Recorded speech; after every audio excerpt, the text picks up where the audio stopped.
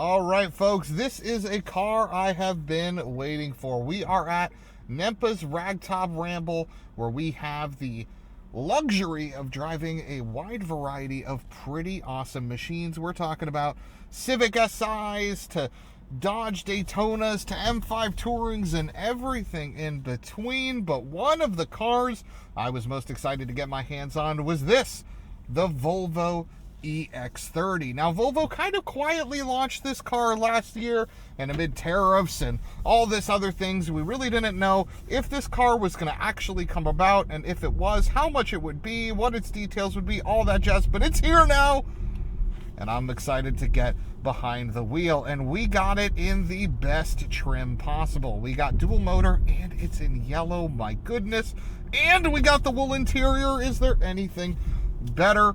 Now, this car does do battle with the Model 3 and really the entry-level EV rivals, which is why I'm so excited to get behind the wheel. We are on this relatively horrible Massachusetts road where there's different pavement, tons of bumps, and I gotta tell you, this EX30 is handling it quite well.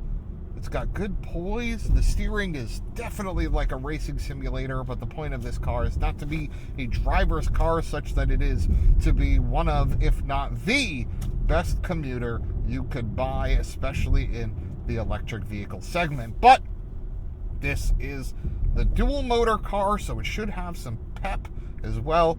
You can see the speed readout is right over there because we have nothing in front of us, and if we floor the gas,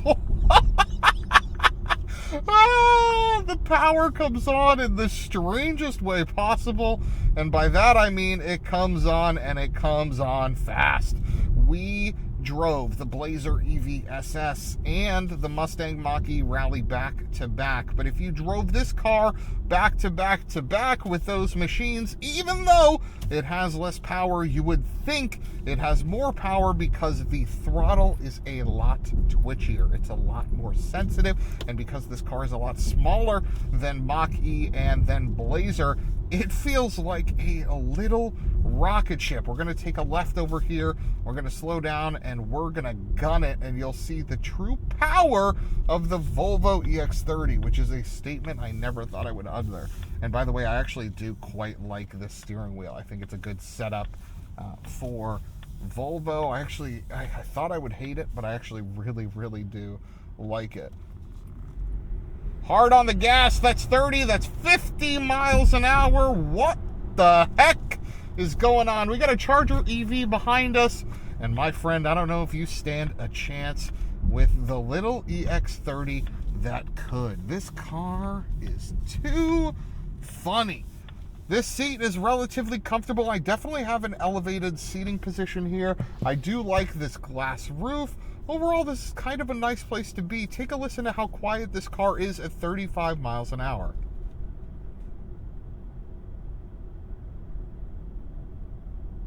Not a lot of other noise coming into this cabin, which is exactly what you want for an electric vehicle, exactly what you want for a daily driver. Now, 95% state of charge, and we're at 240 miles of range, which should be more than enough for the average person. It does not hit that magical 300 number that for whatever reason people seem to want, but 240 is just fine for a daily driver. No one is driving more than 30 miles a day on average, and if you are, get some home charging, and if you don't have that, check out the public charging in your area. It gets better every single day.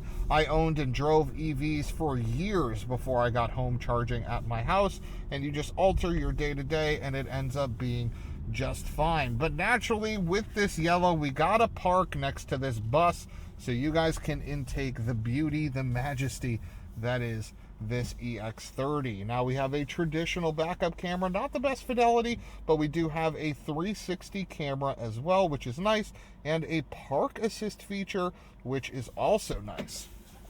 Let's take a look at this car from the outside. We got all the noises, all the pops, all the bangs. How do we open here? Oh, look at that, built right in. It looks really nice. This is one of the better looking door panels as well. I love the contrast of materials here, and this piece just looks so nice. It feels really good. The air vents as well look really nice. All the materials in, granted, this is a top spec model, are executed, honestly, flawlessly.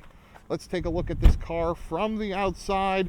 The EX30 is a small SUV, but I kind of quite like to think of it as a hatchback. This is the dual motor version, but there is a single motor version as well that does get more range. Loving the design language Volvo has put on their EVs. Love the headlights, love the shape. Honestly, I don't think there's much about this car from a design perspective. I absolutely nailed it. This is a very good looking car, but let's see what we got for boot space in this thing.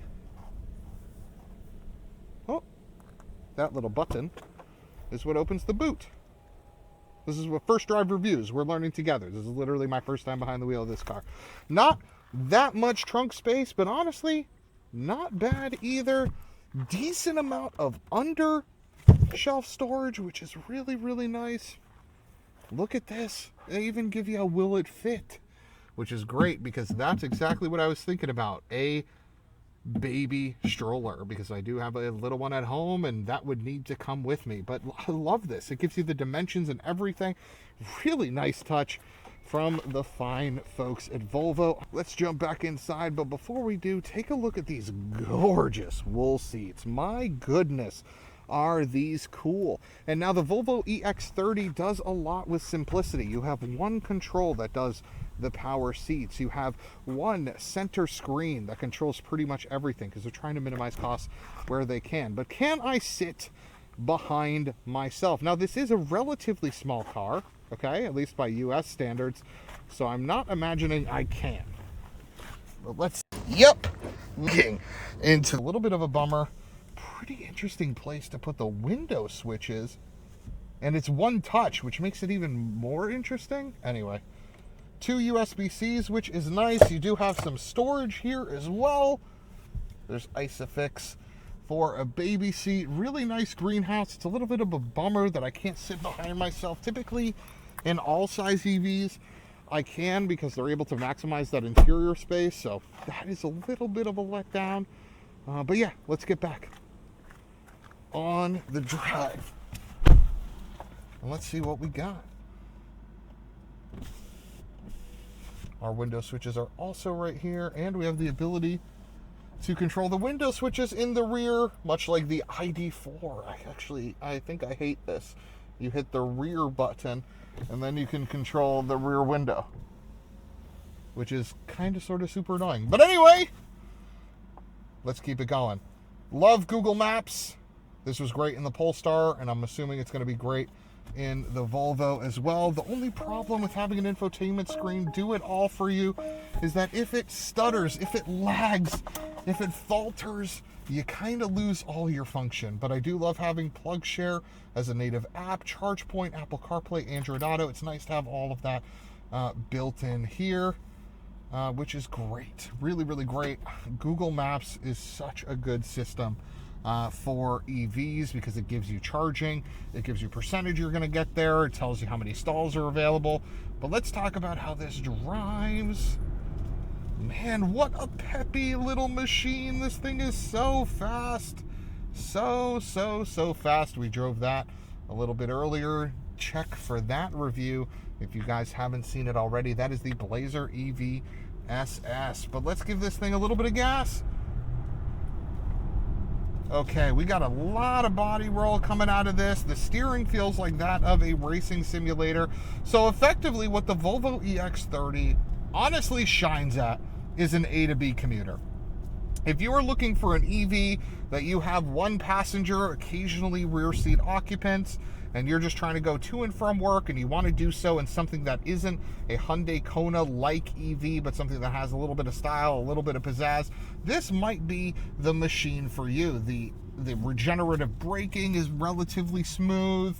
You can get it in all-wheel drive. If you want to pass someone, you got the power. If you want to show someone how EVs are cool because of the instant power, you have the power, right? It's got all the tools you're looking for in a daily driver. And by the way, it can be pretty cheap. Right now, they're putting $11,000 on the hood of this EX30, which means you can get them for under $40,000. And I got to be honest with you, for the EVs that you can get under 40, we're talking ID.4, we're talking Kona, we're talking Kia Niro, and I'm assuming a host of other ones, but those are the main ones that come to mind, BZ4X, Solterra, things like that. I probably would gravitate to this thing a little bit more as we go over these bumps, these undulations, these cracks in the road and all that stuff. You actually get a car that's pretty compliant. I'm not being jostled around like I was in the Blazer EV. I'm not being thrown all over the place like I was in some other vehicles. And you know, you get a nice place to look at. You potentially get wool seats. You have these nice touches that sort of elevate you past the experience you would get in something like a Kona EV. And there's something to be said for that. You know, you get into this car, which costs relatively the same as a Hyundai Kona, and you feel a little bit better. You're looking at better materials. You're in a car that's really nice looking. And it makes you feel a little better. Is it the most dynamic? No. Does it have the best brakes? No. Is it the sportiest? No. Is it a rocket? Yeah, this thing does the EV thing of having instant power and having it in spades. And if you get it in this one model year only yellow color, then you're getting something that is pretty special as well and actually turns a lot of heads on a routine commute. I'm looking forward to potentially getting my hands on this car for an extended period of time, but I want to give a shout out to the Volvo crew and NEMPA at the Ragtop Ramble, where we have a chance to do these first drives for some pretty amazing cars. We've done 4 videos to date, where we're just giving our high-level thoughts as I'm getting behind the wheel of these for the very first time. But we're back in the parking lot. Let's pick something else.